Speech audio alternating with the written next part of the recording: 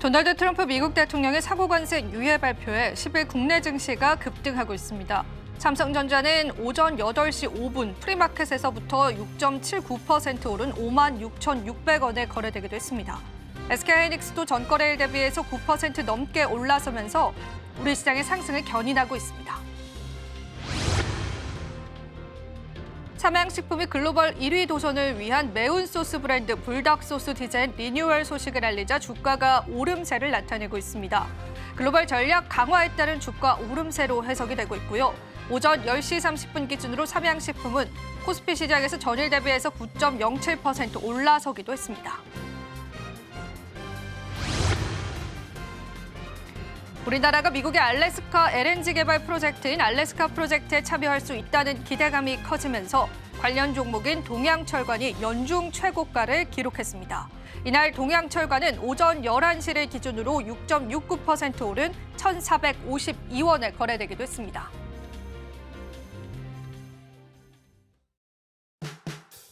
시청자 여러분 안녕하세요. 마켓 쇼쇼쇼 진행을 맡은 이지영입니다. 자, 오늘 국내 증시는 오후장 들어서도 수급이 나쁘지는 않은데요. 외국인이 선물 쪽으로 많은 매수세를 보여주면서 우리 지수 자체를 긍정적으로 돌아서게 해주고 있습니다. 자, 장마감 30분 앞두고 주요 종목군들의 흐름도 살펴보실 텐데요. 어떤 흐름들 이어지고 있는지 저와 함께 종목단의 흐름들도 살펴보시면 좋겠습니다. 자, 오늘 같은 경우에는 어제와는 다른 분위기 연출이 되고 있죠. 빨간불이 만연한 시장이기 때문에 우리 투자자분들께서도 오늘 시장만큼은 즐기는 마음으로 바라보시면 좋을 것 같습니다. 삼성전자와 하이닉스가 일단 큰 폭의 오름세 보여주죠. SK하이닉스는 D램 점유율에 관한 이야기가 장 초반부터 나왔었는데요. 좋은 호재 소식들 가져가면서 10% 넘는 급등 양상들 보여주고 있습니다. 얼마 전에 좋은 실적 발표를 내고도 주가의 상승을 경험하지 못했던 삼성전자는요. 그러한 모습들이 오늘 시장에 반영되는 게 확인되고 있고요. 오늘 2차 전지 관련 주들도 일제히 상승폭을 나타내고 있습니다. 그간 낙폭이 컸었던 건 금융주도 마찬가지였는데요. 오늘 시장에서는 금융주도 일제히 빨간불을 나타내고 있고요. 특히나 관세에 관한 타격을 가장 많이 가져갔었던 현대차와 기아도 오늘 시장에서는 상승폭을 나타내주고 있습니다. 하지만 그렇다고 해서 품목별 감세가 사라진 건 아니죠. 현대차와 기아차는 25%의 관세는 예정대로 부과할 것이기 때문에 시장에 관한 엇갈린 방향성들은 계속 나와주고 있습니다. 어제 의약품 관세 소식 나오면서 제약주들의 흐름이 좋지 않았는데요. 오늘은 일제히 다시 한 번 더 급등 양상을 보여주고 있는 게 확인이 되고요. 전반적으로 오늘은 현대모비스, 하나오션과 같은 종목군들도 상승하면서요. 전업종의 상승을 이뤄내고 있다라는 분석 나옵니다. 추가적으로 전기, 전자업종도 상승 양상을 보여주면서요. 외국인의 수급도 확인해 볼 수 있는 시장이었던 것 같습니다. 중요한 물음은요. 이러한 기조가 계속 이어질지의 여부일 것 같은데요. 이러한 시세의 연속성에 관해서도 오늘 같이 이야기를 나눠보면 좋을 것 같습니다. 저희와 함께 시장 전략들 챙겨보시면 좋겠습니다. 자, 그럼 본격적으로 한번 달려볼까요? 마켓 쇼쇼쇼 출발합니다.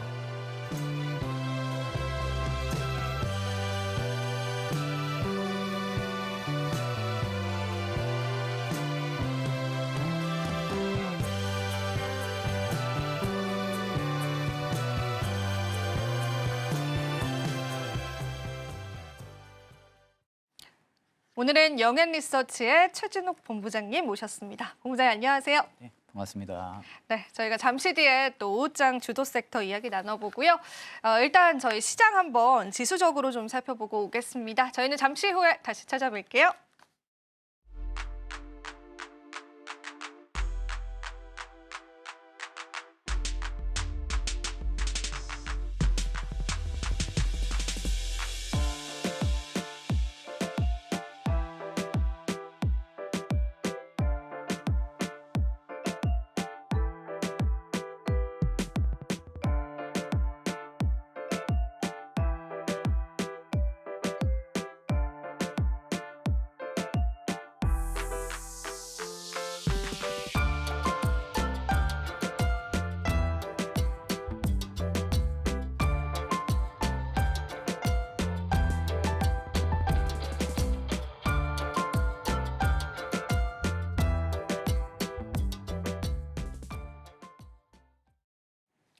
네, 오후장 주도 섹터 바로 열어보겠습니다. 오늘 주도 섹터 바로 한번 열어주시죠.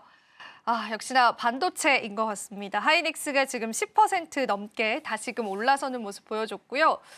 봄일지 겨울일지 헷갈리는 반도체 업황인데 봄이라고 믿고 싶습니다, 본부장님. 어떻게 보세요? 일단 어제 이슈가 좀 컸죠. 어제 이제 트럼프 대통령, 이게 어떻게 보면 트럼프 2기 행정부에서 일단 상호관세에 대한 부분들의 유예를 90일간 좀 지정을 한 부분들.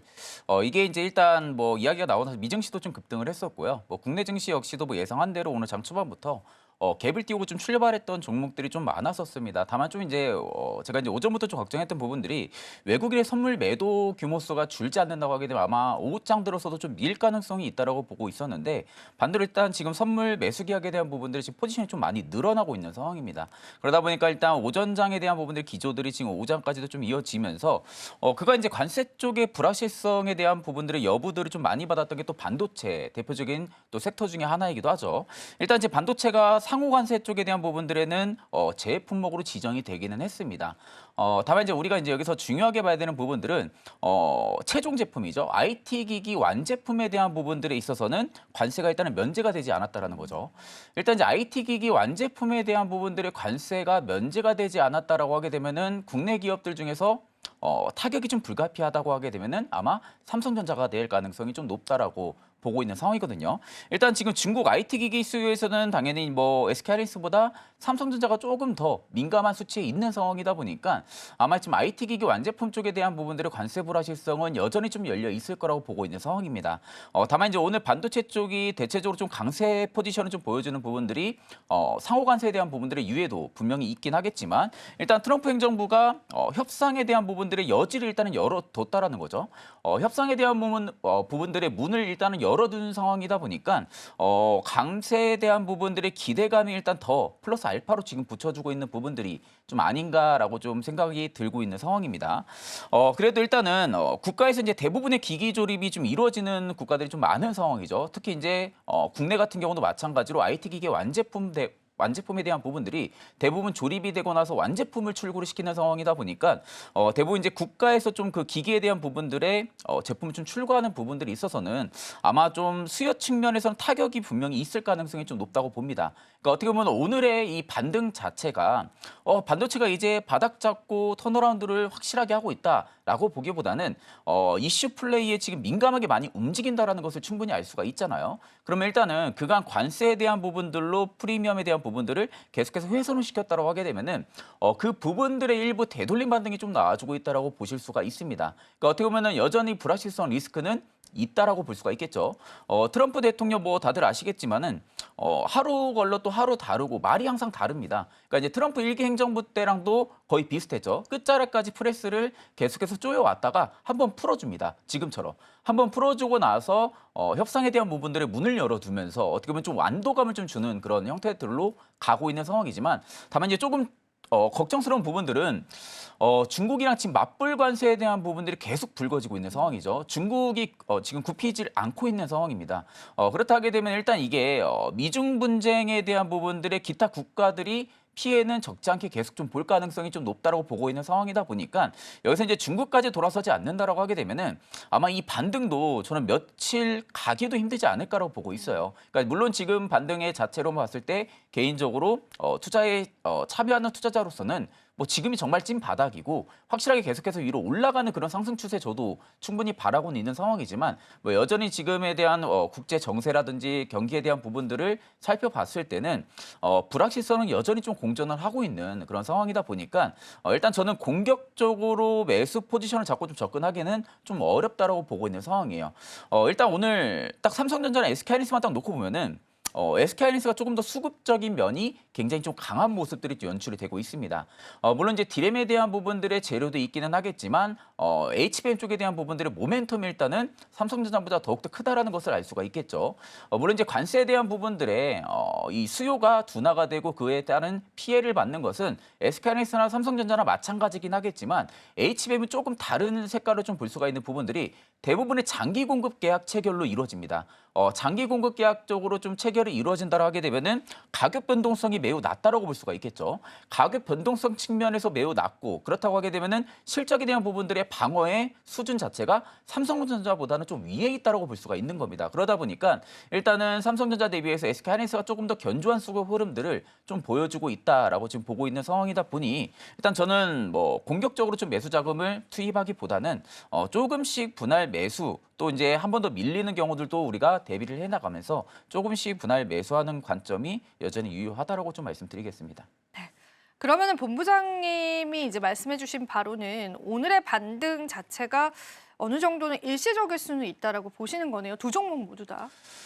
그렇죠. 일단은 이게 먹구름 자체가 아직 확실하게 완전히. 거쳐진 게 아니잖아요. 네. 이게 결국엔 지금 이제 올라가는 부분들의 가장 큰 맥점은 사고관세 유예입니다. 이게 이제 말 그대로 유예인 거지 부과를 안 한다는 건 아니에요. 사고관세를 90일간 유예를 시키면서 우리는 협상을 할 테니까 언제든 뭐 문을 두드려라 이 말인데 이게 결국에는 협상에 대한 부분들이 관세를 0%까지 만들어낼 수는 없잖아요. 그렇다고 하게 되면 결국에는 실적적인 면은 타격은 분명히 있다라는 겁니다. 그러면 결국 이게 매도 계속 맞다 보면 익숙해집니다. 매도 계속해서 맞다 보면 익숙해지는데 이 매에 대한 강도가 우리가 생각했던 것보다 커진다라든지 아니면 우리가 생각했던 것보다도 약해지지 않는다고 하게 되면은 그거에 대한 주가의 민감도는 강하게 좀 움직일 가능성이 높다라는 거죠. 그렇다고 하게 되면 결국 이제 기업들이 이후에 나오는 계획이 가장 저는 중요하다고 보고 있거든요. 일단 이번 관세에 대한 부분들에 있어서 기업들이 선별적으로 어떠한 계획을 좀 가지고 있고 우리는 뭐 미국과의 어떤 좀 상호 관계에 대한 부분들을 뭐 좀 협상하려고 한다든지 아니면 미국 쪽에 대한 부분들의 캐파를 증설을 시킨다라든지 이러한 좀 스탠스적인 어떤 계획에 대한 부분들의 모티브가 좀 나와줘야만이 일부 지금은 감세에 대한 민감도가 조금 더 높아질 가능성이 높다라는 거죠. 그렇다게 되면 일단은 감세 기대감이 일단 붙어줄 가능성이 높겠죠. 그게 일단은 현 시점에서 가격에 대한 밸류 자체를 전부 다 훼손을 받는다라고 했을 때는 SK하이닉스가 상대적으로 HBM 쪽에 대한 부분들의 모멘텀이 강화가 또 많이 되어 있고 또 HBM 쪽에 대한 부분들의 매출, 실적이 좀 워낙 잘 나오는 기업이다 보니까 가격 변동성이 극히 낮은 SK하이닉스 쪽이 조금 더 수급적인 면이 강화될 가능성이 좀 높다라고 보고 있는 상황이고 또 이제 대표적으로는 레거시 반도체 쪽이 일단 반등이 나와주고 있습니다. 디램 쪽이. 일단 이제 디램 쪽이 두 개 분기 지나서 지금 일단은 반등이 나와준다는 것은 우리가 한번 생각해 볼 수 있는 부분들이 아마 디램5 쪽에 대한 부분들이 상승 초입 구간에 있을 가능성까지도 우리가 염두는 해둬야 되는 상황이다 보니까 관세에 대한 부분들에 좀 우려감만 좀 거쳐진다 하게 되면은 저도 사실 지금이 바닥이라고 좀 보고 싶은데 아직은 불확실성이 여전히 좀 저는 남아 있다라고 보고 있는 상황이다 보니 너무 공격적으로 좀 포지션을 잡기에는 조금은 무리가 있지 않을까 그렇게 보고 있습니다.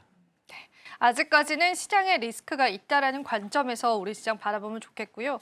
사실 이제 그럼에도 불구하고 이런 반도체 투톱의 반등이 너무나 반갑기는 합니다. 그래서 우리는 또 계속되는 희망 회로를 이야기하고 있는데 일단 제가 오늘 물론 이제 레거시 쪽, 디램 쪽에 관해서도 반등 양상이 있지만 HBM 쪽에 관해서도 그 섹터 안에 있는 종목군들이 반등을 해주더라고요. 중소형주들이 반등이 세기는 셉니다. 뭐 미래반도체라든지 한화 비전, YC캡 이런 종목군들도 오늘 시작에서 뭐 상한가까지도 도달하는 모습이 보여지고 있는데 이쪽에 중소형 섹터, 중소형 관련한 종목군들에 관한 전략들은 같이 가져가 봐야 될까요? 아니면 좀 다르게 봐야 될까요? 저는 일단은 뭐 사실 지금 미래반도체 같은 경우 거래량이 40만 주밖에 안 터졌어요. 그러면서 일단은 상한가를 달성했다라는 것은 호가가 그만큼 많이 얇다라는 겁니다. 이런 종목들 같은 경우는 대표적으로 반도체 쪽에 대한 부분들의 투심이 조금만 약화가 돼도 쉽게 좀 등락폭이 좀 낮아질 가능성이 좀 높거든요. 그렇기 때문에 저는 일단은 미래반도체 같은 경우 조금 조심할 필요가 있다라고 보고 있고 반대로 일단은 지금 HBM 쪽에 대한 부분들의 소부장 업체들 본다고 하게 되면은 테스트 검사 장비 쪽을 좀 보시는 게 맞다고 보고 있습니다. 여전히. 그렇다 하게 되면 일단 대표적으로 저는 테크인 같은 경우는 굉장히 좀 좋게 보고 있는 상황이거든요. 물론 지금 뭐 테크인 자체의 추세만 놓고 봤을 때는 대부분의 지금 HBM 쪽 관련 기업들의 추세가 똑같습니다. 계속해서 지금 추세를 깨고 내려왔던 부분들의 오늘의 좀 어떻게 보면은 기술적인 반등을 좀 보여주고 있는 모습들인데 거래량 부분들도 오늘 테크인이 그래도 생각보다 좀 잘 터져주고 있는 상황이고요. 테스트 검사 장비가 작년, 재작년부터 계속해서 콜 테스트 부분들을 좀 진행을 해왔던 부분들이 지금 테스트 검증이 완료가 된 걸로 제가 좀 알고 있거든요. 테스트 검증이 일단은 완료가 된 상황에서 고속 웨이퍼 검사 기능 장비 쪽 에 대한 부분들은 일본의 좀 어드밴스 패키지, 어드밴스 반도체랑 그리고 국내의 테크인 딱 두 기업밖에 없습니다. 그러다 보니까 테크인 같은 경우가 테스트 검사 장비 쪽에 대한 부분들의 충분한 수혜를 국내에서 좀 받을 가능성이 높다라고 보고 있고 아마 수출에 대한 모멘텀까지도 이제는 올해 아마 하반기 정도는 좀 붙지 않을까 보고 있는 상황이거든요. 테스트가 마무리가 됐기 때문에 그렇다 하게 되면 일단 이제 테크인 같은 경우 조금 더 실적의 탄력성이 좀 좋아질 가능성이 높다고 보고 있고 사실 뭐 관세라는 뭐 먹구름이 있기는 하지만 AI 쪽에 대한 부분들의 인프라 확장은 우리가 눈으로 직접 확인을 한 상황이다 보니까 계속해서 생태계가 확장이 된다고 하게 되면은 HBM 땅 같은 경우도 계속해서 장비 공급이 일어날 수밖에 없습니다. 그러면 결국 이제 장비 공급을 좀 많이 만들어야 되고 고객사의 요청에 대한 부분들을 조건에 맞추려고 하게 되면은 대량 생산에 있어서는 불량품들이 좀 많아질 수밖에 없겠죠. 그런 부분들은 이제 테스트 검사 장비를 통해서 조금 더 빠르게 검사 기능을 좀 수월할 수 있는 게 좀 테크잉이라고 좀 보시면 되시고 그런 관점으로 볼 때는 저는 일단 장비 땅 같은 경우는 테크잉은 여전히 좀 관심 있게 보고 있는 상황입니다. 네. 장비단에서 어떤 시선으로 시장을 바라봐야 하는지 저희가 기업적으로 한번 살펴봤습니다. 도움 받아보셨길 바라고요. 다음 주도 섹터 살펴보면서 계속 시장 이야기 나눠볼게요. 자, 오늘 두 번째 주도 섹터 바로 한번 열어주시죠. 2차 전지입니다. 사실 오늘 2차 전지 반등은요, 제 개인적인 생각입니다만 이게 모멘텀이 살아나서 올랐다라기보다는 저가에 관한 이제 반등이지 않을까 그런 생각이 네. 드는데 본부장님 어떻게 보세요? 정확한 것 같아요. 아, 그래요? 일단 저도 지금 2차 전지가 그러니까 2차 전지가 올라가는 것만 놓고 보면은 시장이 또 과도하게 많이 빠졌다라는 것을 알 수가 그렇죠. 있는 네. 거죠. 사실 지금 모멘텀이 좋아진다라고 보기도 어렵고요. 반도체랑 성격이 좀 많이 다르죠. 반도체 같은 경우는 지금 실적이 눈에 찍히고 있는 상황이고 AI 쪽에 대한 부분들의 확장이 국면에 지금 들어선 상황인데 반대로 2차 전지 쪽 같은 경우는 여전히 먹구름이 좀 많이 껴있는 상태입니다. 특히 이제 관세에 대한 부분들까지도 영향적으로 더 더해지고 있는 상황이다 보니까 사실 2차 전지가 지금의 급등 양상 자체가 저점이다 보기 어렵죠. 일전부터 우리가 뭐 저점인지 알았던 부분들을 계속해서 깨고 내려왔던 부분들도 대표적으로 또 2차 전지이기도 했고요. 다만 이제 오늘의 반등 기조로만 놓고 봤을 때는 가격의 밸류로만 놓고 봤을 때 시가총액 밸류로만 놓고 봤을 때는 저평가 국면에 있는 것은 사실입니다. 배터리셀 업체들 같은 경우가 향후에 앞으로 외형 성장이라든지 실적의 성장에 대한 부분들을 감안을 했을 때는 지금의 주가가 굉장히 매력적인 구간들은 맞죠. 그러다 보니까 일단은 오늘의 수급이 조금 이어지고 있는 부분이라고 좀 생각을 하면 되시고 일단 미국의 전기차를 수출하는 뭐 한국이나 그리고 뭐 유럽 그리고 뭐 일본 이런 완성차 OEM들 같은 경우는 추가 관세에 타격이 불가피합니다.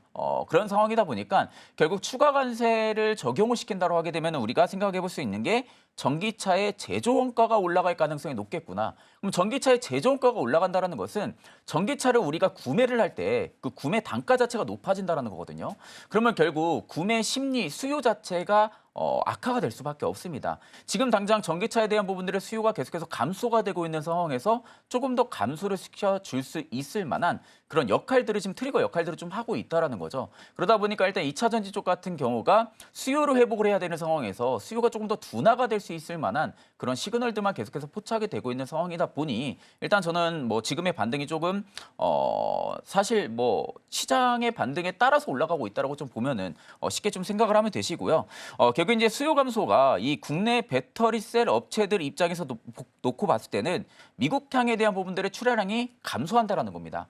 미국향에 대한 부분들의 출하량이 감소를 한다라는 것은 결국에는 실적을 하락을 할 가능성이 높다라는 거죠.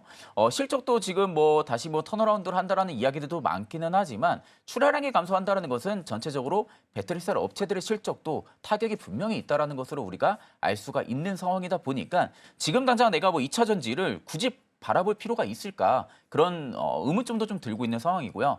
다만 이제 내가 반대로 봤을 때 나는 뭐 가져갈 수 있는 체력이 정말 길다. 나는 뭐 꾸준하게 뭐 어떻게 보면 가치 투자를 할 수 있는 그런 성격이 너무 잘 맞다라고 하게 되면은 전기차의 인프라 생태계를 180도 반전을 시키지는 못할 겁니다. 그 말은 즉슨 전기차에 대한 부분들이나 2차 전지 쪽에 대한 부분들의 시장 활성화라든지 생태계는 훼손을 시킬 수는 없다라는 거죠. 훼손을 시킬 수는 없지만 계속해서 이게 계단을 올라가야 되는 구간에서 쉬었다 가고 이런 부분들, 어떻게 보면 속도감에 대한 부분들의 차이가 반도체랑 확연하게 차이가 나고 있는 상황이다 보니 조금 더 수급적인 매력도가 좀 떨어질 뿐이지 전기차나 2차 전지로만 그냥 딱 섹터로만 놓고 봤을 때는 이 인프라에 대한 부분들을 절대적으로 180도 훼손을 시킬 수는 없다라고 보고 있는 상황이다 보니 분명하게 성장은 이뤄낼 겁니다. 성장은 이뤄낼 거지만 그 시기가 빠르냐 아니면 느리냐 그 차이라는 점을 봤을 때는 나름 뭐 길게 충분하게 가져갈 수 있다라고 하게 되면은 뭐 지금 자리도 뭐 그렇게 나쁘지는 않다고 보고 있는 상황이긴 합니다. 일단은 출하량 자체가 늘지 않는다라는 것 자체가 수요를 이야기하기 때문에 물론 기업 입장에서 뭐 재고를 어느 정도 절감하기 위한 방안들은 있겠지만 전반적으로 2차 전지 관련주들을 강하게 끌어올릴 만한 모멘텀들은 아직은 다소 부족해 보입니다. 그런데 저는 이제 만약에 투자자 입장에서 장기적으로 만약에 2차 전지 관련주를 투자한다고 했었을 때 네네. 지금 2차 전지 관련주들의 위치 자체가 저평가 국면인 건지 아니면 이제 그전에 워낙 많이 올랐던 폭이 있었잖아요. 그럼에도 불구하고 저평가의 국면이 아닌 건지는 조금 헷갈리더라고요. 어떻게 생각하세요? 장기 투자를 한다고 보셨을 때는. 장비단을 투자를 한다고 했을 때는 사실 지금 자리로만 놓고 보면 대부분의 종목들이 많이 떨어진 건 사실이긴 해요. 많이 떨어지긴 했지만 이게 이제 뭐 연차트나 이런 걸 쭉 다 복귀해서 돌려보시면은 아직 떨어질 구간이 또 그렇죠. 있기는 네. 합니다. 그러니까 떨어질 구간들이 여전히 존재를 했을 때 당시의 저가를 보면은 그때는 2차 전지 쪽에 대한 부분들의 이야기가 거의 없을 때였어요. 그러니까 2차 전지가 이거 어떻게 성장을 하냐. 그때 당시만 해도 우리가 뭐 전기차 사실 뭐 생각이나 했겠습니까? 대부분 다 내연기관차 쪽에 대한 그렇죠. 부분들로 생태계가 확장이 되고 있었던 상황이다 보니까 그 당시 이제 2차 전지 쪽에 거의 주가가 저점 국면이었죠. 근데 이제 그때랑 지금이랑은 색깔이 조금 다르긴 합니다. 지금은 전기차라는 부분들을 우리가 길 가다가도 손쉽게 바라볼 수가 있는 그런 시대가 온 상황이고 일단 여기서 이제 전기차 쪽에 대한 부분들의 생태계가 확장이 안 되는 게 일단은 프리미엄에 안 붙고 있는 상황이다 보니 가격적인 메리트는 분명히 있다고는 봅니다. 가격적인 메리트는 있다라고는 보고 있지만 아마 앞전 저점 라인 때, 그러니까 연차트로 봤을 때 접전 라인 때까지 다시 주가가 밀고 내려온다 하게 되면은 아마 거기 부근단에서는 매수로 계속해서 벽을 치면서 받아줄 매수 주체들은 분명히 있을 거라 보거든요. 기업들이 사실 지금 돈을 못 벌고 있는 상황에서 특히 뭐 전해액 기업들이라든지 장비단 기업들 보면은 실적이 드라마틱하게 나오는 기업들이 많이 없어요. 그럼에도 불구하고 계속해서 내가 지금 가지고 있는 현금성 자산을 가지고 캐파 증설을 하는 데는 그 이유가 분명히 있다고 봅니다. 뭐 기업들의 대표들이 어떻게 보면은 지금 돈을 못 벌고 있는 상황에서 굳이 내가 부채를 감안해서까지 어떻게 보면 생산을 계속해서 캐파 증설을 진행을 할 이유는 전혀 없거든요. 그럼에도 불구하고 반대로 기업이 어떻게 보면 지금 실적은 못 내고 있음에도 불구하고 돈을 써가면서 캐파를 증설한다는 것은 향후 미래에 대한 부분들을 계속해서 지금 수요에 대응을 하고 있다는 거거든요. 그렇다는 것은 대부분의 2차 전지단 기업들 대표들 자체도 2차 전지가 지금 당장의 속도감 자체는 느려질 수는 있겠지만 결국에 성장을 할 수밖에 없다라는 것을 궁극적으로 지금 목표 마인드로 갖고 있다는 거죠. 그렇다 하게 되면 일단 주가 역시도 앞전 연봉 차트로 봤을 때 저점 라인 때까지 만약에 밀고 내려왔을 때는 거기서도 어느 정도 지지선이 강력하게 좀 구축이 될 가능성이 좀 높다라고 보고 있는 상황이고요. 그렇기 때문에 저는 이제 그 구간대까지 거의 근접해 있다라고 보고 있습니다. 대표적으로 배터리 셀 업체들 중에서 삼성 SDI 같은 경우도 2차 전지가 한창 이야기가 없을 때 당시가 거의 주가가 10만 원대였거든요. 10만 원대에서 한 9만 원대 많이 밀리면 그 라인 때까지 좀 형성을 해줬던 구간인데 지금 17만 원대까지 내려와 있는 상태죠. 그러다 보니까 지금부터는 언제든지 매수 자금들은 계속 들어와 줄 수 있는 매력적인 구간들은 맞다라는 겁니다. 그렇기 때문에 그런 관점으로 봤을 때 제가 긴 호흡으로는 조금씩 분할 매수 관점이 가능하다라고 말씀을 드렸던 부분들이고 아직은 떨어질 구간은 분명히 존재를 한다라는 것은 충분히 인식을 하고 계시면 되겠습니다. 네, 2차 전지 한번 점검해 봤습니다. 여러분들 또 도움 되셨기를 바라고요. 저희가 또 이어서 장마감 특징주 시간 준비되어 있습니다. 오늘 많은 종목군들 올라서고 있는데요. 그중에 저희가 꼽은 종목은 어떤 종목이었고 또 어떤 이유로 올랐는지 여러분들 시장 한번 체크해 보고 오시면 좋겠습니다. 마감 전 특징주 이어집니다.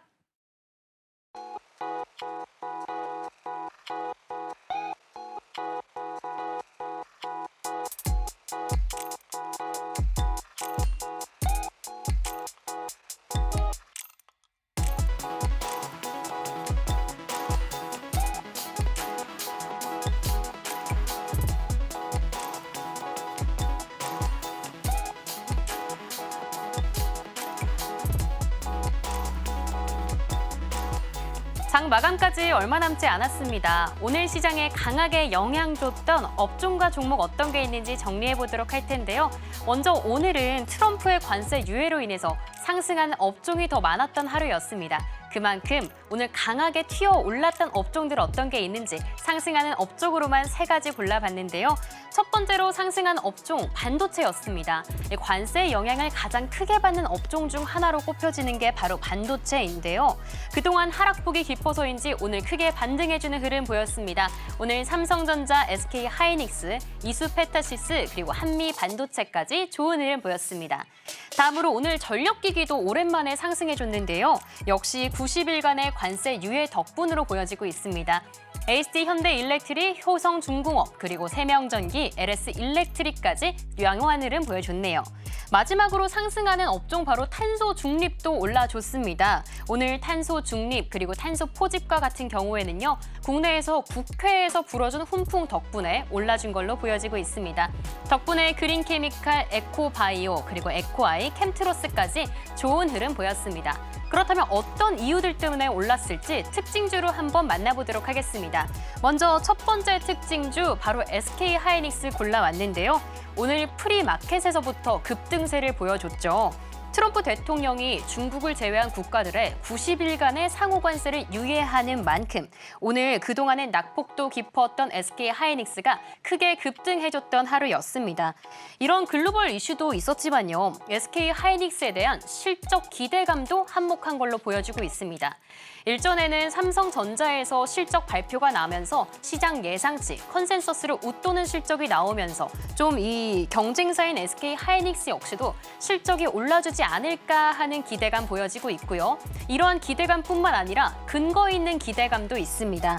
SK하이닉스 글로벌 D램 시장에서요. 삼성전자를 제치고 사상 처음으로 1위 자리를 탈환했습니다. 그러면서 기대감이 더 증폭된 걸로 보여지고 있는데요. 이러한 SK하이닉스의 오늘 장중 흐름은 어땠을까요?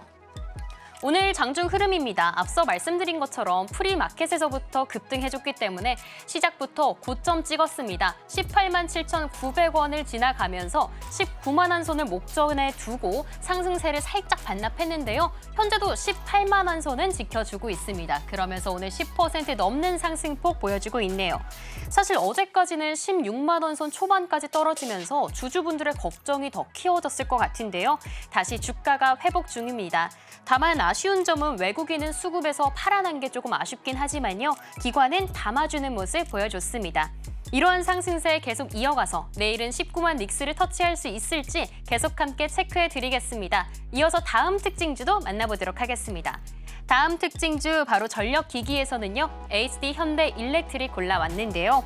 미국발 관세 폭풍이 한 차례 잦아들면서 반등해줬던 전력기기였습니다. 전력기기 관련된 이슈들 살짝 되짚어드리자면요.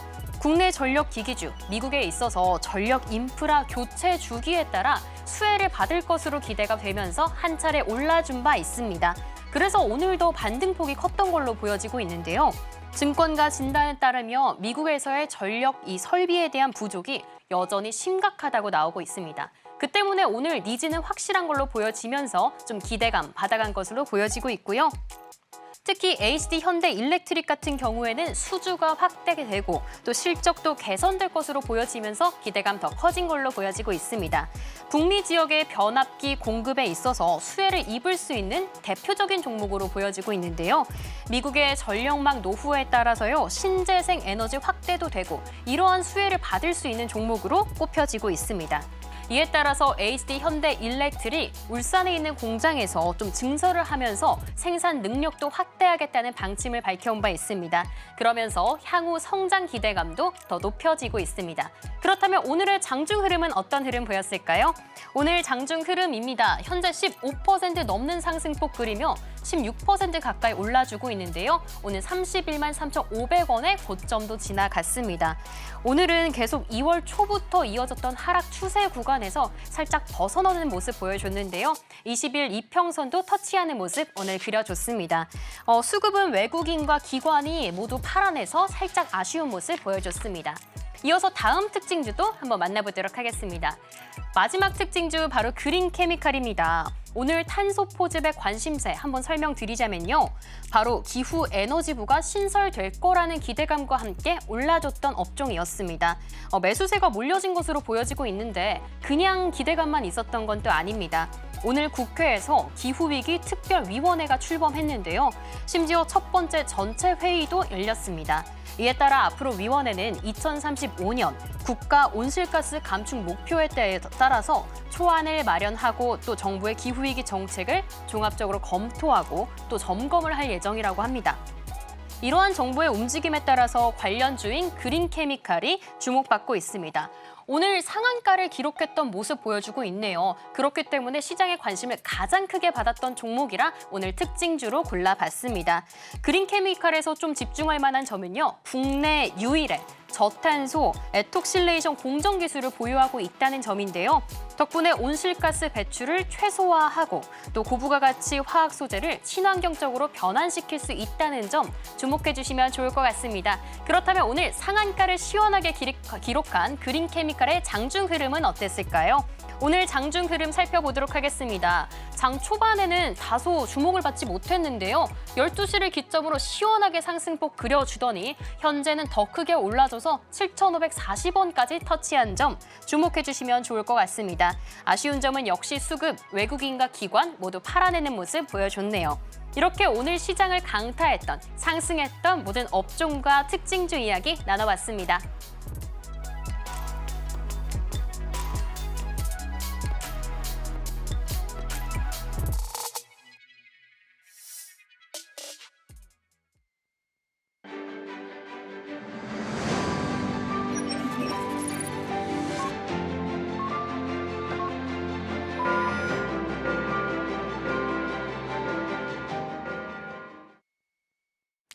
네, 오늘도 국내 증시 마감 지어졌습니다. 코스피는 6% 넘게, 코스닥은 5% 넘는 상승으로 마감됐습니다. 좀 아쉬운 부분은요, 외국인이 유가증권 시장에서의 매수폭을 조금 축소시켰다라는 겁니다. 물론 선물 시장에서는 많은 매수세 들어왔는데요. 하이닉스와 삼성전자 역시도 계속되는 매도 양상을 보여주고 있기 때문에 또 개인 투자자분들이 보는 우리나라 증시와는 또 다른 뷰가 있는 것 같아서요. 고민해볼 필요는 있을 것 같습니다. 자, 본부장님 오늘 또 마감 시장 어떻게 보셨는지 이야기 한번 들어볼게요. 네, 오늘 같은 경우 핵심 키워드는 관세 유예죠. 관세 유예에 따른 부분들의 전 업종의 대부분의 지금 수급이 좀 이루어졌다가 지금 오후장 들어서서 지금 외국인들 같은 경우가 지금 코스닥 쪽에 좀 매수세를 현물 매수를 좀 줄였고요. 반대로 일단은 선물 쪽에 지금 매수 계약 포지션을 좀 많이 늘린 상황이거든요. 그렇다는 것은 일단은 지금 당장의 추세가 전환이 될 가능성이 현재 좀 낮다라고는 보고 있는 상황입니다.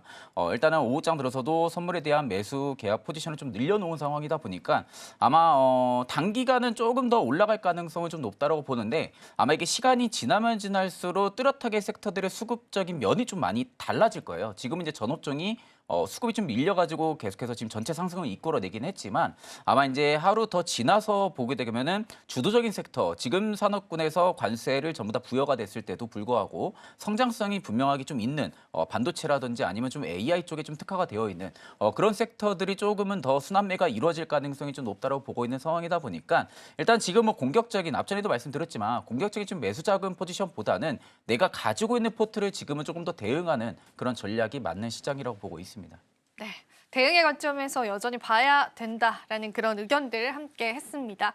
그래도 선물 포지션 늘렸기 때문에요. 당분간 이런 상승의 기조들 이어질 것이다라고 조심스럽게 예상해 볼 수 있겠습니다. 자, 우리가 또 시장 전략을 잡아봐야 될 텐데요. 오늘 시장을 이기는 뉴스 함께 할 텐데 뉴스 미리 보기 시간 준비되어 있습니다.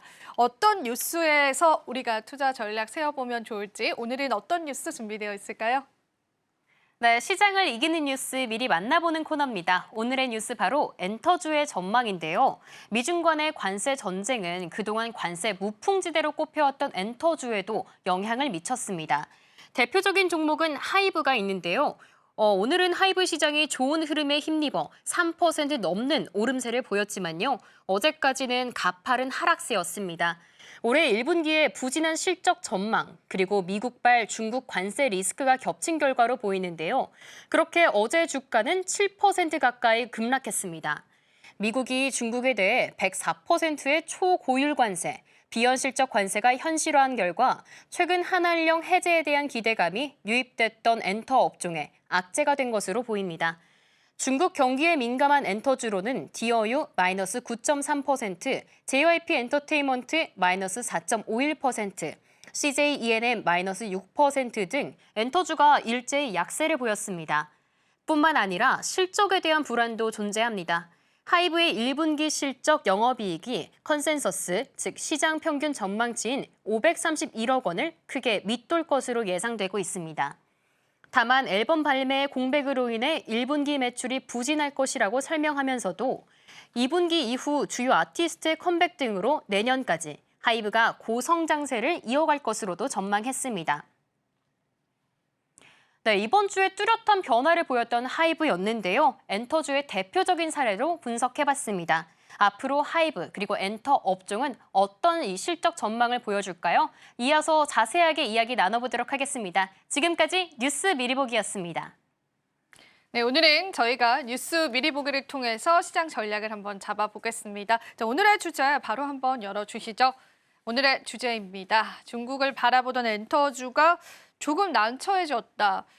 이 관세 리스크가 이렇게 엔터주에 오나요? 어떻게 보세요? 사실 이제 엔터 쪽, 그러니까 이게 그 앞전에 그런 말들이 좀 많았죠. 게임이나 엔터 쪽 같은 경우는 관세 쪽에 대한 부분들이 영향이 좀 덜할 것이다. 네. 라는 부분들이 좀 이슈가 좀 있었고요. 좀 그런 부분들이 좀 어떻게 보면은 피난처 역할을 좀 많이 했었습니다. 반도체나 이런 쪽에 대한 수급에 피난처 역할들을 좀 많이 했었는데, 사실 이제 엔터도 관세 쪽의 위협을 벗어날 수는 없는 상황이긴 해요. 다만 이제 그 관세에 대한 피해 규모가 다른 이제 반도체나 자동차 업종들 대비해서 크지가 않을 뿐이지 일단 관세에 대한 영향 자체는 분명히 있을 거라고 보고 있는데 올해 초부터 계속해서 엔터주들의 조금 더 긍정적인 퍼포먼스, 주가의 좀 퍼포먼스를 보여줬던 부분들이 한한령 해제 기대감이었죠. 중국 시장에 대한 부분들의 개방감, 그리고 두 번째로는 아까 말씀드렸던 관세에 대한 부분들의 영향이 좀 덜할 것이다라는 부분들이 주요 좀 키였는데 이게 결국에는 시장이 계속해서 불투명한 상태로 좀 이루어지면서 관세에 대한 위협까지도 다시금 이어지고 있는 상황이다 보니 실질적으로 좀 단기적인 주가 흐름들이 최근에 좀 많이 부진했었습니다. 다만 일단 엔터주들 같은 경우가 저는 그래도 좀 개인적으로 좀 좋게 보는 부분들이요. 상반기 대비 하반기에 지금 핵심 IP들이 대규모로 컴백을 많이 합니다. 일단 뭐 하이브 같은 경우 대표적으로 BTS 완전체 부분들까지도 지금 모멘텀이 있는 상황이고요.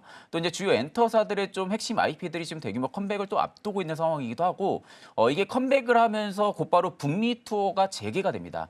북미 쪽에 대한 부분들이 투어가 재개가 되고 지금 상황에서 환율도 꽤 안정적인 흐름들이죠. 우호적인 환율 흐름들이 계속해서 나오고 있는 상황이다 보니까 아마 이제 분기가 지나면 지날수록 엔터 쪽에 대한 부분들의 높은 실적 성장에 대한 모멘텀 일단은 붙어줄 가능성이 좀 높다고 보고 있는 상황이고 그래서 이제 전반적으로 엔터주들이 강한 좀 상승 수급 사이클을 좀 유지를 하려면요 스트레이키즈의 역할이 좀 중요하지 않을까 좀 많이 보고 있는 상황이거든요.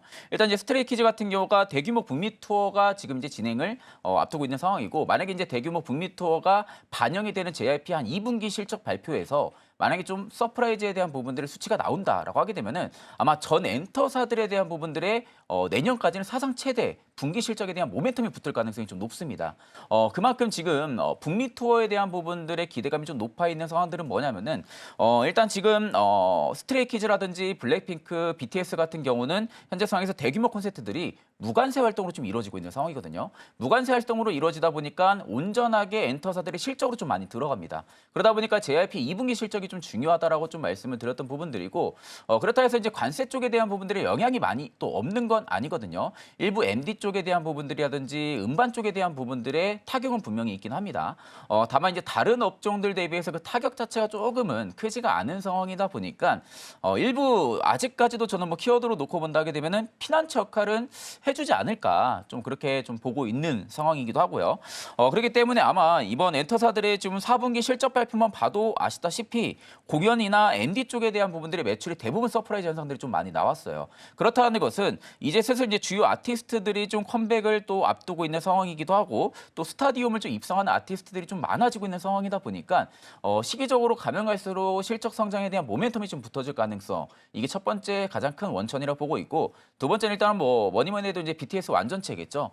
BTS 완전체로 이루어지고 나서 얼마나 많은 또 퍼포먼스를 이뤄낼 수 있는지 여부, 그리고 JYP 쪽 같은 경우는 스트레이키즈에 대한 부분들의 대규모 북미 투어에 대한 부분들의 퍼포먼스가 얼마나 나오는지 그 여부가 일단은 엔터 전반에 수급 모멘텀을 좀 힘을 실어줄 가능성이 좀 높다라고 보고 있는 상황이다 보니까 아마 상반기 대비 저는 상저하고 흐름들이 엔터 쪽에서는 좀 나오지 않을까 좀 조심스럽게 좀 생각을 하고 있습니다. 일단은 실적 기대감 같은 경우에는 2분기까지 조금 긴 관점에서 봐야 될 것 같은데 사실 엔터주가 주가 자체를 놓고 보면은 엔터 이제 대형주 단에서는 주가 흐름이 그렇게 좋지는 않은 것 같아요. 한때 또 엔터주의 주인공이었던 JYP도 최근에 굉장히 주가 흐름이 좀 좋지 않게 펼쳐지고 있고 그나마 SM이 조금 선방해주는 느낌이 보여지는 것 같고요. YG 플러스도 그냥 보합권을 나타내는데요. 이 엔터주 내에서도 각기 다른 반응을 보이는 이유가 뭘까요? 시장에서?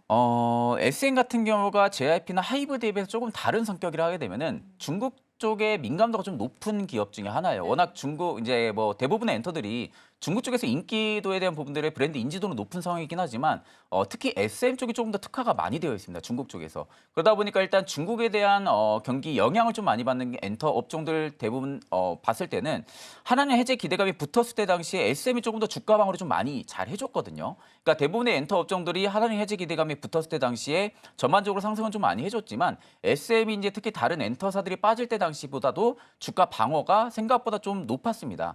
그런 부분들이 일단은 조금 더 다른 성격이라 좀 볼 수가 있는 부분들이고 아마 이제 다른 주요 이제 대형 엔터사들만 놓고 보면은 핵심 IP들의 성격이 좀 많이 다르잖아요. 대규모 이제 브랜드 인지도 같은 부분들도 우리가 체크를 해볼 수가 있긴 하겠지만 대규모 북미 투어라든지 이런 투어 콘서트를 진행을 했을 때 당시에 MD 판매량 부분들이라든지 공연 티켓에 대한 부분들, 굿즈에 대한 부분들에 대한 부분들이 워낙 인지도에 따라서 많은 편차가 나타나는 상황들이다 보니까 주요 엔터사들의 실적이 괴리로 달라진다고 하게 되면 그만큼 수급도 당연히 좀 영향이 있을 수밖에 없다라고 보고 있는 상황인데 저는 이제 2분기가 지나는 시점에서 조금 더 뚜렷하게 상승세가 대형 쪽에서 나온다고 하게 되면은 JYP 혹은 하이브 쪽이 조금은 유력하지 않을까 좀 보고 있는 상황이고요. 일단 이쪽이 좀 개별적인 재료 모멘텀이 일단은 다른 엔터사들 대비해서는 발효가 되는 그런 시점이다 보니까 하이브라든지 아니면 좀 JYP 쪽이 조금 더 수급적인 면이 강화가 될 것이고 대부분 이제 JYP나 뭐 하이브, SM 같은 이런 대형 엔터사들의 수급이 좋아진다 하게 되면은 대부분의 엔터 업종들이 강하지는 않지만 퍼포먼스를 조금씩은 보여주기는 합니다. 그렇기 때문에 일단 저는 전반적으로 섹터의 수급 모멘텀을 살려주는 게 가장 첫 번째 중요한 포인트라고 보고 있는 상황이고 그 안에서 두 번째 같은 경우는 개별적인 핵심 IP들의 뭐 재료라든지 아니면 뭐 콘서트 일정이라든지 이런 부분들에 따라서 실적과 좀 반영이 될 수 있을 만한 그런 엔터사들에 좀 접근을 하시는 것이 좀 맞다고 보고 있는 상황입니다. 네. 그러면은 결과적으로 지금 엔터주 전반에 관한 수급이 소멸이 된 건 이제 중국과 미국의 관세 전쟁 속에서 뭐 중국 경기 위축에 관한 그런 심리들 때문이라고 조금 해석을 해볼 수가 있을까요, 본부장님? 그렇죠. 아무래도 이제 저는 이제 조금 우려스러운 부분들이 미중 분쟁에 대한 네. 부분들이 너무나도 격화가 되고 있는 상황이다 네. 보니까 이게 이제 사실 엔터도 타격이지만 다른 업종들도 다 타격이에요. 그럴 수밖에 없는 상황이고요.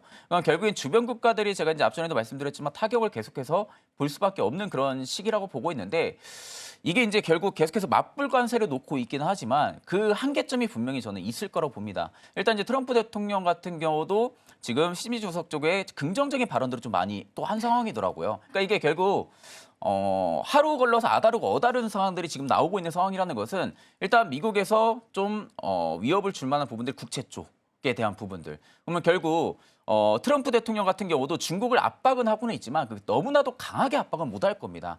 워낙 제한적인 리스크가 분명히 있는 것을 인지를 하고 있는 상황이다 보니까 강하게는 압박을 못할 것이고 양국 간에 어떻게 보면 좀 상호적인 협상 툴을 좀 마련하지 않을까라고 보고 있거든요. 그렇다 하게 되면 이제 그간 우리는 투자 시장으로 빗대어 봤을 때는 관세에 대한 불투명의 리스크에 따라 가지고 주가가 계속해서 내리막을 좀 많이 이루어졌다 하게 되면은 어느 정도 좀 우려감에 대한 부분들이 공존한다 하게 되면 그만큼 주가 반등도 좀 탁월하게 나와줄 것이고 그러면 결국 내수 경기에 대한 부분들의 회복도가 가장 중요합니다. 엔터 쪽 같은 경우는 그래도 지금 심시중소 같은 경우가 내수 경기 쪽에 대한 부분들을 회복을 시키려는 경기 부양책을 계속해서 긍정적인 퍼포먼스 좀 많이 또 보여주고 있는 상황이다 보니까 엔터 쪽 같은 경우는 뭐 좀 길게 보시는 게 맞아요. 이게 단기적으로 볼만한 섹터는 아닙니다. 엔터는 매 분기마다 실적이 어닝 서프라이즈라든지 아니면 뭐 핵심 IP들의 좀 성과라든지 활동량이라든지 이런 부분들에 따라서 주가가 계속해서 저점을 끌어올리는 경우들이 좀 많거든요. 그러니까 다른 개별 기업들처럼 한순간에 뭐 급등이 나오고 뭐 급락이 나오고 그런 섹터의 성격들은 많이 안 가지고 있습니다. 그러다 보니까 엔터 같은 경우는 시기적으로 봤을 때 상반기 대비 하반기 때가 조금 더 강한 흐름들이 많이 좀 연출이 된다라고 예상을 했을 때는 지금 1분기, 2분기 시점에서가 조금은 담아볼 수 있을 만한 그런 시점이지도 않을까 그렇게 보고 있습니다. 사실 이제 중국과 미국의 관세 전쟁에 관한 여파로 중국 경제에 관한 불안감들이 엔터주의 수급을 소멸시켰다라고 봐도 과언이 아닐 텐데요. 중국 측에서는 그에 따라서 내수 경기 활성화를 위해서 추가적인 부양책에 관해서 실질적으로 논의하고 있고요. 아마 조만간 부양책 발표가 나올 겁니다. 근데 이 부양책 발표에 따라서 중국 관련주들이 우리 시장에서 또 한 번에 수급이 들어올 수 있을 가능성도 열어두고 전략을 잡아보시면 좋겠는데 조금 더 장기적인 관점에서 각각의 엔터주들은요. 이벤트들을 확인을 해 가시면서 전략을 잡아보시면 좋겠다. 그렇게 좀 정리를 해볼 수 있을 것 같습니다. 자, 그러면은요. 사실 이 관세 전쟁이 격화된다라고 가정을 하게 됐을 때는요, 본부장님, 우리가 그동안 중국 수혜를 받았던 기업들한테 전부 다 좀 타격이 갈 가능성도 있겠네요. 그럴 수밖에 없겠죠. 이게 이제 결국엔 격화된다고 하게 되면은 관세가 지금 뭐 붙어 있는 것만 봐도 좀 말도 안 되는 수치로 좀 많이 붙어 있는. 120%. 네, 그죠? 그렇잖아요. 제가 네. 오늘도 이제 오기 전에 뭐 어떤 사진을 좀 봤는데 중국 헬스장에서 미국인들한테 104% 관세를 이제 부과하겠다고 표지판을 붙여놨더라고요. 이게 국민 정서 싸움까지 갔네요. 그렇죠. 그죠? 그러니까 결국에는 네. 중국인들 입장에서도 미국이 생각보다 너무 강하게 나오네. 그러다 보니까 어떻게 보면 헬스장을 운영하시는 분들이라든지 그러네요. 뭐 소매나 도매 쪽을 운영하시는 사업자 분들한테까지도 그 영향이 좀 이어져가지고, 그러니까 미국인들을 차별한다라는 거죠. 쉽게 그러네요. 말해서. 네. 그러니까 이게 결국에는 계속해서 격화가 되면 격화가 될수록 아마 그 피해는 온전히 또 한국이 또 많이 받을 가능성이 높아요. 워낙 이제 수출로 또 먹고 사는 나라이기도 하다 보니까 중국에 대한 부분들의 영향도 분명히 받을 것이고 미국에 대한 영향도 분명히 받는다라고 하게 되면은 일단은 이 격화가 불이 세지면 안 되고 낮춰줘야 됩니다. 그러니까 결국에는 관세에 대한 부분들의 분쟁이 계속해서 완화가 되는 수치가 좀 나와줘야만이 엔터도 그렇고요. 다른 업종들도 마찬가지로 반등 시그널을 조금 더 찾아볼 수가 있는 상황이지, 지금 상황에서 놓고 봤을 때는 사실 그렇게 어려운 상황이긴 하죠. 어려운 상황이긴 하지만 지금 증권사에서도 엔터주들의 좀 긍정적인 뷰를 최근에 좀 많이 내놓은 부분들이 무관세 활동 부분들, 콘서트, 이게 일단은 예정이 되어 있는 상황이다 보니까 거기서 일단 실적에 대한 부분들을 조금 더 기대를 하면서 리포트가 좀 긍정적으로 나올 뿐입니다. 다만 이제 그 이유가 문제인 거죠. 이 체력 싸움에 대한 부분들은 결국에는 관세라는 이 어떻게 보면은 어드밴스 부분들이 있어가지고 이게 제한이 좀 돼야 되는데 이 프레스가 계속해서 압축이 된다고 하게 되면은 그 기초 체력 자체가 계속해서 훼손은 될 가능성은 높다고 보고 있는 상황이다 보니까 관세는 계속해서 좀 꾸준하게 체크를 하시는 게 맞다고 보고 있고요. 그래도 관세에 대한 영향이 다른 업종들 대비해서는 크지는 않습니다.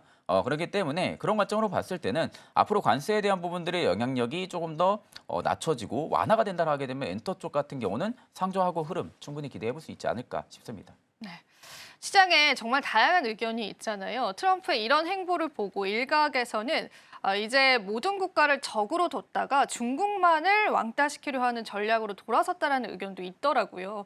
이런 시나리오일 경우에 미국과 중국의 갈등이 더 격화될 수 있는데 그 안에서 우리는 또 돌파구를 찾아야겠습니다. 그런 관점에서 오늘 엔터주들 같이 다뤄봤고요. 마지막으로 본부장님께 이제 저희가 내일 시장 전략 짤막하게 한마디 들어보겠습니다. 네, 일단 이제 뭐 초반에도 말씀드렸지만 공격적으로 지금은 매수 포지션 잡을 증시는 아니라고 봅니다. 여전히 일단 불확실성은 충분히 남아있다고 보고 있고 트럼프 대통령의 말에 계속해서 민감하게 많이 움직이는 증시죠. 그렇기 때문에 언제든지 상호관세 유예에 대한 부분들도 또 말을 바꿀 수도 있습니다. 그렇다 하게 되면 이제 시장이 또 충격을 한 번 더 받을 가능성이 좀 높다고 보고 있는 상황이다 보니까 지금은 보유 포트폴리오에 조금 더 대응하는 전략에 집중적으로 지금 참여를 좀 하시고요. 신규 포트를 꾸리는 부분들에 있어서는 관세에 대한 부분들의 우려감이 조금 더 완화가 됐을 때 꾸리셔도 늦지 않다라고 좀 말씀을 드리겠습니다.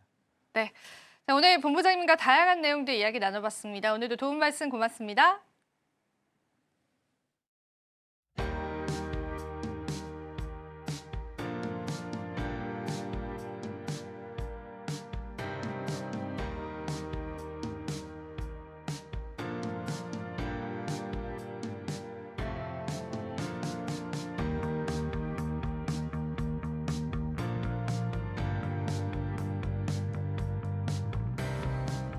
우리에게 90일이라는 시간이 주어졌습니다. 이 시간 안에 하루빨리 협상을 이뤄내서요.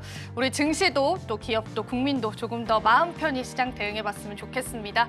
자, 저희는 내일 이 시간 또 찾아뵙도록 할게요. 저희 방송에서 제공해드리는 정보는 투자 판단에 대한 조언일 뿐입니다. 가치 판단과 상승 하락을 보장하고 있진 않다라는 점 유의 부탁드리겠습니다. 오늘도 시청해주신 여러분 고맙습니다.